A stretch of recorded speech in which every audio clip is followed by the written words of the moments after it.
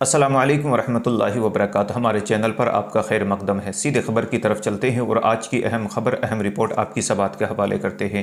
आज की जो रिपोर्ट हम आपके लिए लेकर के आए हैं, ख़बर लेकर के आए हैं, वो एक मौलाना साहब को लेकर के है। मौलाना इम्तियाज़ अली साहब को लेकर के है कि उनकी एक दर्द भरी कहानी है ये, कि वो जब अपनी बीवी को हॉस्पिटल से डिस्चार्ज करा कर के घर की तरफ जा रहे थे तो पुलिस वालों ने यार उनको किस तरह से जुल्म व तशद्दुद का निशाना बनाया, उनको किस तरह जुल्म ज़्यादती का निशाना बनाया, ये पूरी खबर आपको सुनाएंगे हम। लेकिन उससे पहले गुजारिश करेंगे चैनल को सब्सक्राइब ज़रूर कर लें ताकि इस तरह की वीडियो बआसानी आपको मिलती रहे।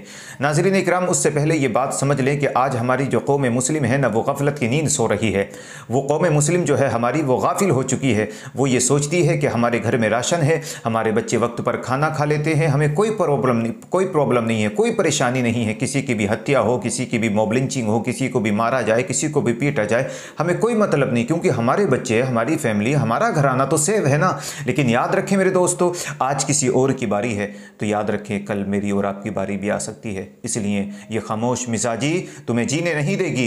इस दौर में अगर जीना है तो कोहराम मचा दो। नाज़रीन इकराम, मैदान में निकल करके आना होगा। अगर इस तरह कौम मुस्लिम खामोश बैठी रही तो यके बाद दीगरे मॉब लिंचिंग इस मुल्क के अंदर होती रहेंगी और परेशानियों के सबब मेरे और आपके लिए पैदा होते रहेंगे। नाज़रीन इकराम, सीधे खबर की तरफ आपको लेके चलता हूँ और आज की अहम खबर, अहम रिपोर्ट आपकी समाअत के हवाले करता हूँ। इस मुल्क का एक बहुत ही प्यारा शोबा है कि जहाँ पर हिंदू मुस्लिम का एकता बहुत नज़र आता है। इन तीन राज्यों में मैंने वक्त गुजारा, कर्नाटका, आंध्र प्रदेश, छत्तीसगढ़। इन तीनों राज्यों में मैंने हिंदू मुस्लिम के एकता को बहुत देखा, मिलजुल करके लोग रहते हैं। लेकिन अब कुछ सियासी पार्टियाँ उनके अंदर जा करके घुस गईं और आपस में दंगे फसाद कराती हुई नजर आ रही हैं। आपने सुना नहीं अभी छत्तीसगढ़ का मामला, जो कवर्धा की वीडियो मैंने डाली थी, किस तरह कवर्धा ऐसी सरजमी है कि जहाँ मैंने हिंदू मुस्लिम के दरमियान इतना एकता देखा कि इस मुल्क के अंदर किसी शहर, बहुत सारे शहरों के अंदर गया लेकिन इतना एकता मैंने कहीं नहीं देखा।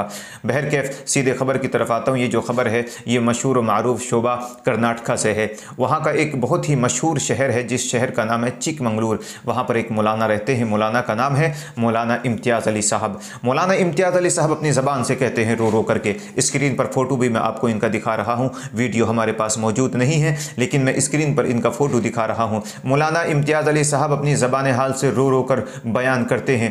कहते हैं कि मेरी बीवी ज़्यादा तबीयत ख़राब थी, उनकी तबीयत अलील थी, हॉस्पिटल में एडमिट किया था किसी वजह से।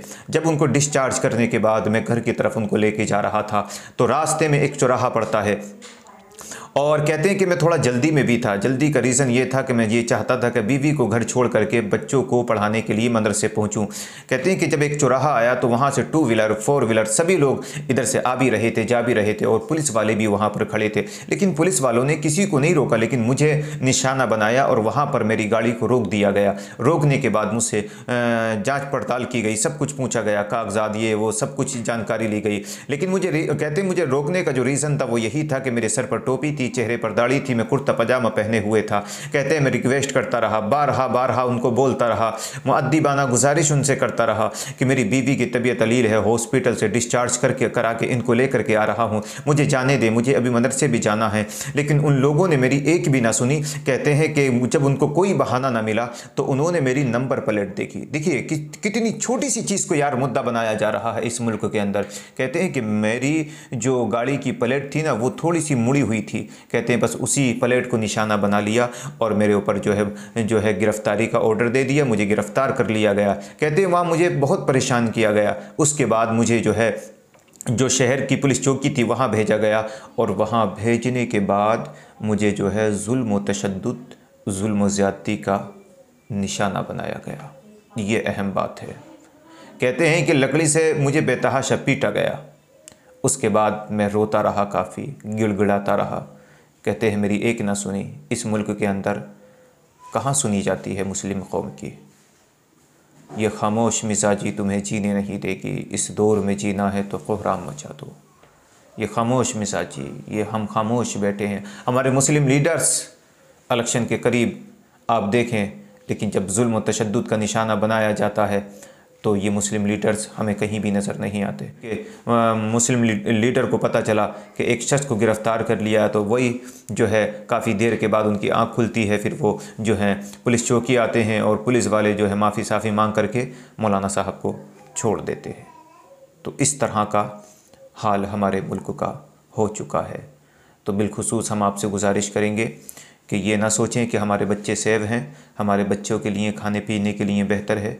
हम सब आपस में भाई हैं, एक दूसरे का ख्याल रखना, एक दूसरे की केयर करना हम सब की ज़िम्मेदारी है। अल्लाह ताला जल्ला शानु मुझे और आपको समझने की तौफीक अता फ़रमाए। आप इस पूरे मामले को किस तरह लेते हैं? नीचे कमेंट बॉक्स है, उसमें ज़रूर लिखें, अपनी राय दें, ताकि हम इस तरह की वीडियो आपकी खिदमत में ज़रूर पेश करते रहें। आज की वीडियो का इख्तिताम कर देते हैं। कल इंशाअल्लाह फिर एक नई वीडियो के साथ रूबरू रहेंगे। तब तक के लिए अल्लाह हाफ़िज़।